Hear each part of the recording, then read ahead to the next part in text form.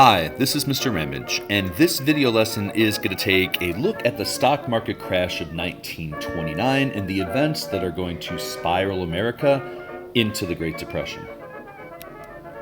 For the purpose of this video lesson, I'm going to be utilizing this standard from the state of Ohio, and we're going to focus on the federal government's monetary policies, stock market speculation, and increasing consumer debt as some of the major causes of the Great Depression.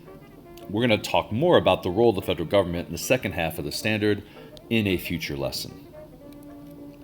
So I've identified four causes here of not just the market crash, but also the beginnings of the Great Depression. And the market crash is not the only cause of the Great Depression. There are a lot of things going on. So we're going to cover these in some detail, but also pretty quickly, I hope.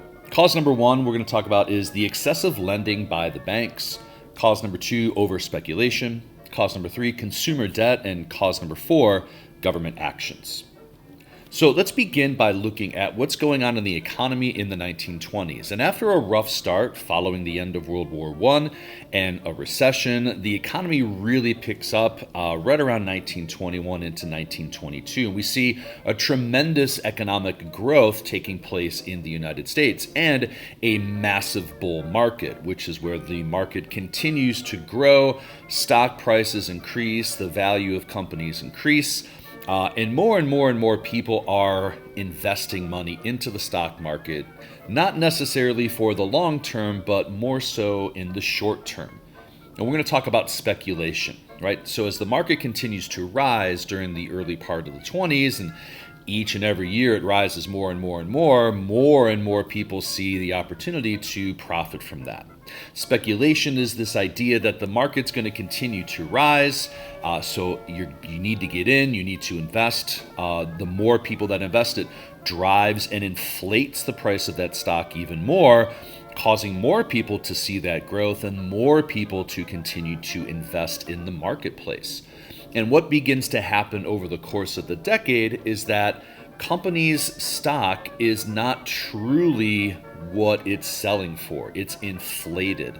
That price of the stock does not truly represent the true value of that company or of that product. And eventually that inflated price is going to expand that balloon, if you will, a little too far, and it's all going to pop. So from 1922 to 1929, we see this speculation driving the market up and up and up and up, 219% between 1922 and 1929. That's about 20% a year growth for 7 years. So of course people assume the market's going to continue to go up. Another problem and issue that we're going to see in the 20s is the use of credit to purchase stocks or to purchase stocks on margin. This is where we're going to see a lot of the issues begin to happen. By 1929, about 300 million shares on the New York Stock Exchange are bought on margin. That means they're being purchased with borrowed money. That money has to come from somewhere, and that money's coming from the banks. So your average American who's just trying to make a few extra bucks can purchase stock for as low as 10%. 10% down, $10 down can get you $100 worth of stock. You're going to do that from the stockbroker. The stockbroker borrows the money from the bank. He purchases the stock goes up. The stockbroker sells the stock. He repays the bank plus interest. He pays himself, and he gives you the rest of that money. In a perfect scenario like this, everybody's happy, right? You make some profit, the stockbroker makes some profit, and the bank makes some profit. So, hey, why wouldn't you take that risk and invest into the marketplace? And again, as long as the market's going up, all of those things are going to work. But this over-speculation is a major cause of the market crash. Buying at an inflated price, that money goes places. Students typically ask me, well, where does the money go? Where did all that money go? Well, if you're purchasing the stock and that money transfers to me, let's say I have a refrigerator company, I'm going to hire more workers. I'm going to hire more advertisers. I'm going to invest that money in building more refrigerators. So I have to purchase the materials and build the machines or to expand my factory. So that money is real. That money is going places, but it doesn't really mean that my company's worth that much, but I'm taking that money and I'm pouring it into this company. But at some point, when that market crashes and the prices begin to drop, all that money is kind of already spent and it's already gone. And buying stocks on margin is going to be one of the major issues we're going to run into when the market does crash, because when it does crash, you've got to pay back that money. If the stockbroker has borrowed $100 from the bank needs to get that $100 back from the stockbroker. If the stock is now selling at $8 when it used to sell at $100, poof, that $92 is gone. You've lost your money, the broker's lost his money, but more importantly, the bank has lost its money. And the bank is using other people's investments and deposits to purchase that stock and to loan it out to the stockbrokers. So when the market does crash and the banks call in those loans, nobody has it. It's gone. And the people who have deposited their money into the bank, that money's now gone. And those people don't have any protections. If you deposit your money into the bank prior to the market crash of 1929, the bank loaned out that money to purchase stocks on margin, that bank's going to close and all of the money that you've deposited into that bank is going to be gone. You don't have any protections. That's going to come later during Roosevelt's New Deal with the creation of the FDIC. So on October 24th, 1929, the market begins to fall on what's called Black Thursday. Stock prices begin to fall, but due to some heavy investing by JP Morgan and some other financiers, they're able to shore up the market and it survives Black Thursday, but just kind of barely. The market lags along for a couple of days. Friday, not much is going on. Everybody's pretty nervous. What's going to happen? Are people going to buy? Are people going to sell? Market closes over the weekend. Everybody comes back on Monday. Everybody's pretty uneasy. And then Tuesday, that's when the bottom drops off. Everybody begins to sell and the market crashes. $30 billion lost, 16 billion shares traded at a time.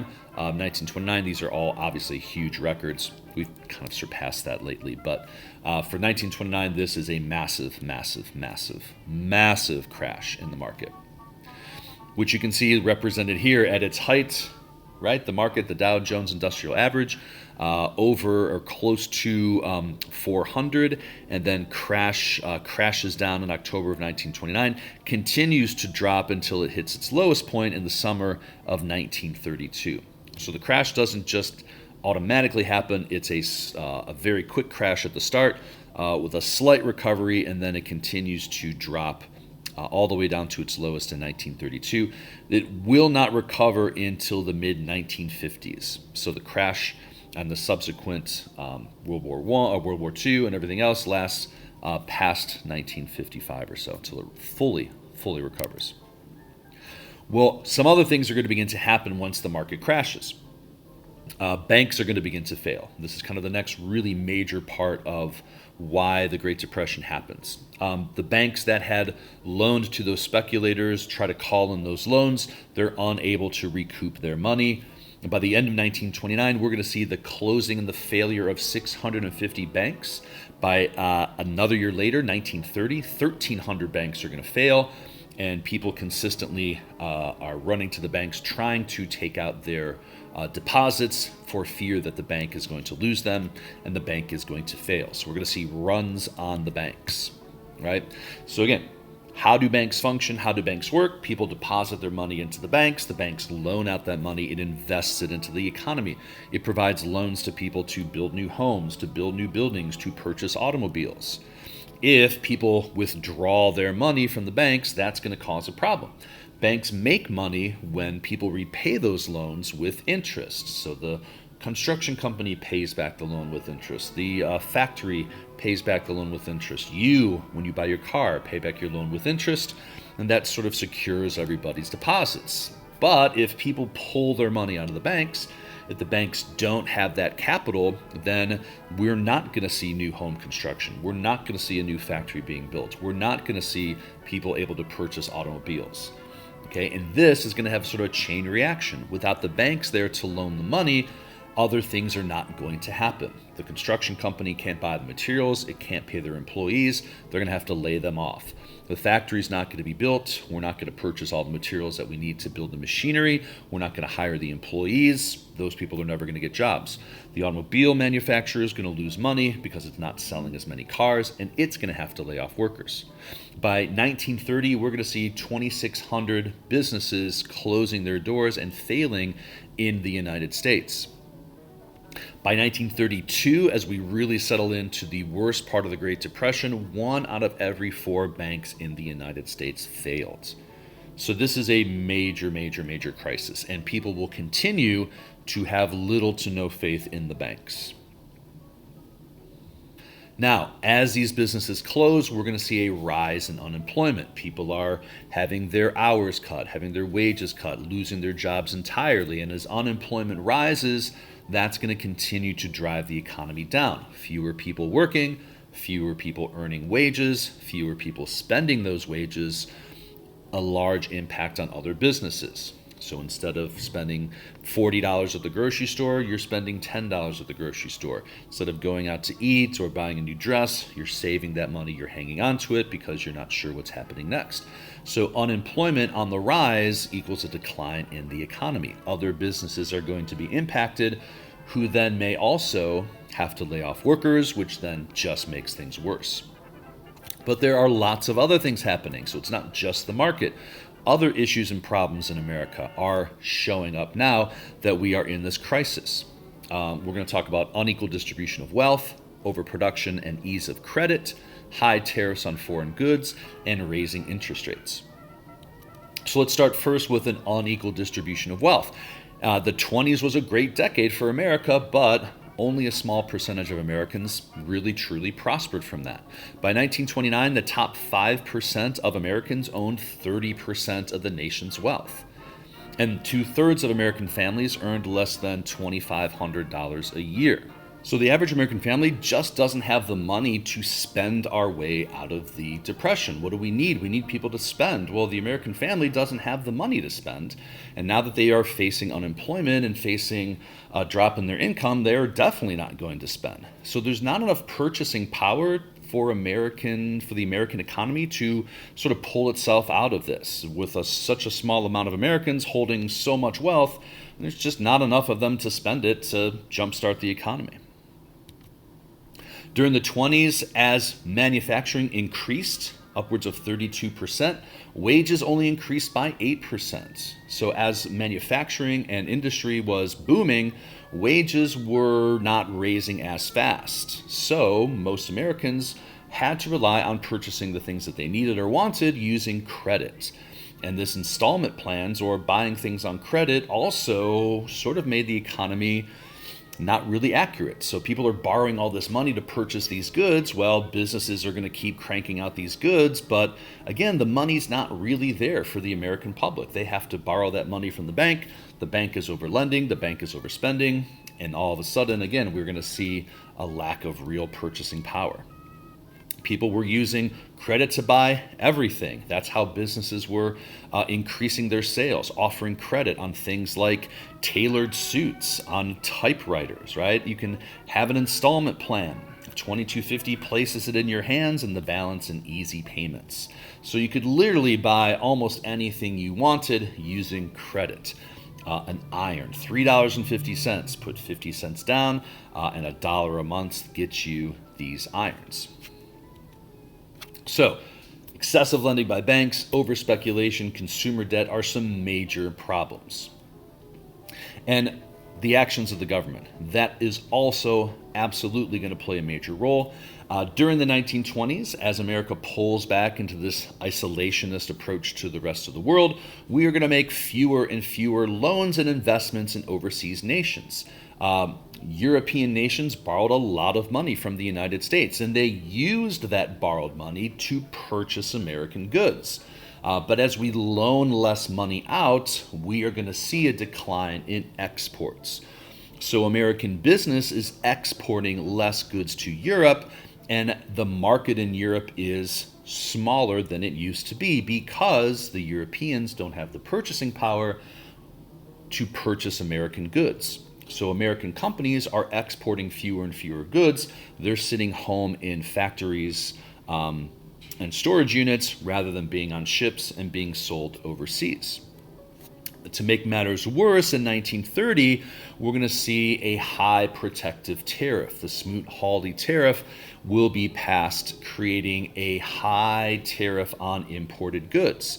Again, this is an idea to try to protect American business, but at the end of it, it's only going to hurt American business and establish a trade war between the United States and most of its trading partners. Establishing a tax on imported goods is going to have other nations respond with their own tax on imported American goods. And what this does is it dries up international trade. It brings it to a grinding halt. So American companies who are desperate for sales and desperate to ship their goods to other places are going to be hit with these retaliatory tariffs, making international trade pretty much disappear in the 1930s. And one of the major factors that triggered the sale of stocks on the U.S. stock exchange was the increase in the interest rates. Real quick, 1913, the Federal Reserve Act established the Federal Reserve. One of their primary functions is to monitor the U.S. supply of money. They do that by raising and lowering interest rates. When interest rates are low, people will borrow more, people will spend more, the economy will go up, but we typically will see prices go up and we'll see inflation. So after a period of low interest rates, we do need to raise those rates to try to bring the market back down. High interest rates means that it becomes more expensive to borrow, so people will borrow less, people will spend less, the economy will go into a recession, but prices will decrease. So the market goes up, the market goes down, it's just kind of how it naturally works. So during the 1920s, interest rates were incredibly low. Borrowing money was very cheap. It was very affordable, so lots of people borrowed lots of money. So did business and industry, borrowed huge amounts of money and invested into their business because rates were low. If I wanted to buy Spider-Man #1 for $336,000 and interest rates were at 2.8%, yes, I might borrow that money to buy that comic book because it's affordable to repay. But if interest rates went up to, let's say, 5.5% or 6.5%, there's no way I'm going to borrow that much money to buy a comic book because it would make paying back that loan very expensive. Okay, so interest rates are important. And in 1929, the Federal Reserve decided to raise interest rates to try to slow down the economy and stop this speculation. And when they do that, that is going to signal to everybody there's going to be a downturn in the economy and everybody better sell and get out while they can. So the raising of interest rates in October of 1929 and restricting that money supply is the trigger that set off that selling frenzy on the stock market. So now we're going to see high interest rates, which means everything's going to sort of grind to a halt. So looking back on all of these causes, there are lots of them. It's not just one thing that starts the Great Depression, it's many things. It's not really one thing that even triggers the market crash. There are many things happening. Federal Reserve kept interest rates low throughout most of the decade. Many companies and individuals borrowed and expanded and spent way more than they should have. Overproduction, because of all that borrowing, companies produced way too many goods they could not sell here domestically, and eventually, because of tariffs, won't be able to sell globally. An uneven distribution of wealth. People were not making enough money, so they had to rely on credit, an over-reliance on credit, And this unequal distribution of wealth means that Americans don't have the purchasing power to get out of the Great Depression. High tariffs restrict trade and forces American business to basically abandon those foreign markets. Falling demand. During the 20s, everybody with this credit, right, purchased everything that they needed, and demand dropped. I've bought my refrigerator, my washing machine, my radio. I don't need those things anymore. So as businesses saw a drop in sales, obviously that is going to lead to having to lay off or let go of your workforce. And then the low interest rates drove that stock market speculation, inflating the prices of those stocks, encouraging more people to invest and inflating those prices even more, and putting us in danger because, again, that money has to come from somewhere, and the banks overloaned and the banks overdistributed those. So our takeaways from this lesson, right? Hopefully you got all of that. Here are some things that I think you should take away with you. Not just one thing caused the start of the Great Depression, it was a lot. During the 20s, there's tremendous economic growth, but it doesn't benefit the vast majority of Americans. Only a small percent truly benefit from America's economic prosperity. The stock market grew during the 20s because of overspeculation and the ability to buy stocks on margin, which you can't do anymore. Black Tuesday, October 29th, crashed the market, signaling the beginnings of the Great Depression, but many other factors are in place. Once the market crashes, America's banks begin to fail in record numbers, and by 1932, 1 out of every 4 banks has failed. Business declines and unemployment increases. Again, that unequal distribution of wealth is a major factor. Having to rely on credit to purchase goods was another major factor, placing a majority of Americans in debt. The U.S. government did not help by making fewer loans to foreign nations, by passing the Smoot-Hawley tariff, and putting in a high protective tariff, which essentially grinds international trade to a halt. And the Federal Reserve kept interest rates low to encourage economic growth, but raised interest rates at the end of the decade, which signaled a slowing down of the economy and essentially creating the conditions for a crash in October of 1929. Well, we got through it. Hopefully, you guys have a little bit better understanding of the stock market crash and how it's going to be one of many factors that leads us into the Great Depression. Thanks for watching this video lesson. I hope you learned something.